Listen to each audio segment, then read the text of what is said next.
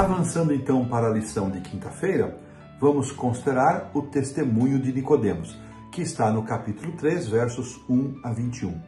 Só este capítulo nos consumiria uma semana toda estudando cada detalhe, cada vírgula, cada palavra. É um dos capítulos mais lindos para mim do Evangelho de João. É uma daquelas cenas em que Jesus está somente com uma pessoa, e eu gosto desses momentos, Jesus com Nicodemos, Jesus com a mulher samaritana, onde eu posso estar no lugar desta pessoa e desfrutar de uma forma pessoal, mais íntima, da presença do Senhor Jesus. Lembremos que este capítulo, até o verso 21, ele contém uma das mais amadas e citadas passagens das Escrituras, que é o verso 16, que diz: porque Deus amou o mundo de tal maneira que deu o seu Filho unigênito, para que todo aquele que nele crê não pereça, mas tenha a vida eterna. Oh, que bênção maravilhosa! Além daquilo que está explícito nesse texto, que é a dádiva de Cristo, a misericórdia do céu, o amor de Deus nosso Pai, a salvação que nos é oferecida, está aí implicitamente a liberdade de escolha de cada um, para que todo aquele que nele crê, para que não pereçamos e tenhamos vida eterna, nós precisamos aceitar a oferta. Deus faz tudo que está ao seu alcance para que sejamos salvos, menos forçar a aceitação desta salvação. E Nicodemos era um membro do Sinédrio. Nós já sabemos que o Sinédrio era composto por 71 pessoas, eram composto por sacerdotes, pela seita dos fariseus, pela seita dos saduceus, por anciãos, por pessoas respeitadas dentre o povo. Muitos deles eram de famílias abastadas, como o próprio Nicodemos e o próprio José de Arimateia, que vão aparecer depois no relato mais adiante como simpatizantes e seguidores da pessoa do Senhor Jesus. E este mestre, ele começa a perceber e a ficar incomodado com os sinais que esse rabi vindo da Galiléia estava fazendo.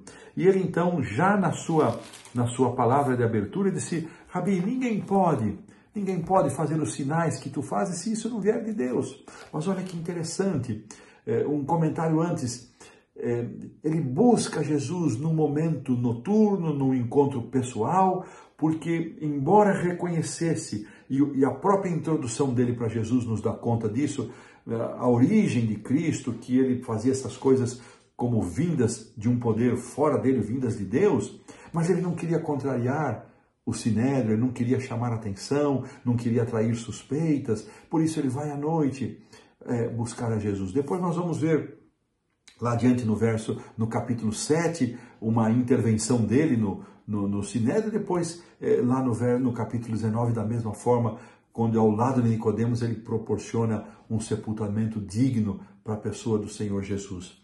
E a forma como Nicodemos se dirige a Jesus ali nos versos iniciais, 1 e 2, eles dão conta de que Nicodemos tinha essa convicção acerca da missão, mas ele não entendia ainda que estes sinais que ele fazia como sendo vindos da parte de Deus, fossem um chamado divino para Jesus ser o Messias. Ele não entendia que todos esses sinais apontassem para Jesus como sendo o Cristo, como sendo o cumprimento das profecias do Antigo Testamento a respeito do Messias.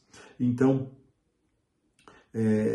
Jesus, ao responder para Nicodemos, deixa ele mais intrigado ainda, dizendo: olha, outra vez ele vai usar a expressão em verdade, te digo, está no verso 3, se alguém não nascer de novo, não pode ver o reino de Deus. Esse é o verso para memorizar. E aí pergunta Nicodemos: mas como pode alguém, sendo velho, nascer de novo? E Jesus passa então a descortinar o tema da salvação. E quando Jesus responde a Nicodemos, o seu pensamento é um pensamento carnal, materializado, e Jesus então abre a cortina do universo espiritual. Queridos irmãos, as coisas espirituais, diz o apóstolo Paulo, se discernem espiritualmente. Não dá para tratar com os recursos, com o raciocínio material, da lógica humana, as questões espirituais. E da mesma forma como Jesus conduziu o pensamento de Nicodemos de uma mente materializada para uma mente para um raciocínio espiritual, Deus deseja fazer isso com cada um de nós. E aqui a lição afirma que Jesus conhece o coração de cada pessoa. Isso me encanta saber que Jesus conhece o seu coração, o meu coração, e que Ele está disposto a trabalhar para que cada um de nós, de acordo com nossas circunstâncias, cultura, onde vivemos, o espaço, conhecimento, que nós todos cheguemos ao final reconhecendo a sua divindade, reconhecendo como nosso Salvador e Redentor. Jesus confirmou para Nicodemos que, apesar de ele ser um grande mestre de Israel, o que ele revelava era uma grande ignorância espiritual. Sem dizer isso, foi o que Jesus levou Nicodemos a compreender, e ele se espanta com isso.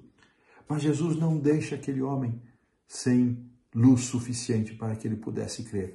E na sequência, Jesus se descortina, ele abre para Nicodemos a sua missão. Ele vai ser levantado como Moisés levantou a serpente no deserto, e este sacrifício, este momento de Cristo na cruz, ele vai trazer salvação, porque Jesus não havia vindo para condenar, mas para salvar, e ele oferece a Nicodemos para que o receba e o aceite como seu Salvador. Mas Nicodemos não estava ainda preparado, mas lá na frente nós sabemos o resultado.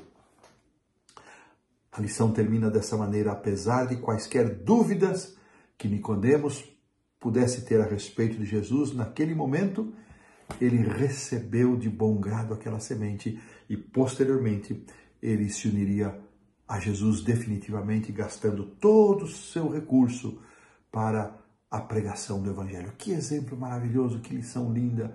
E com isso nós terminamos a lição da quinta-feira.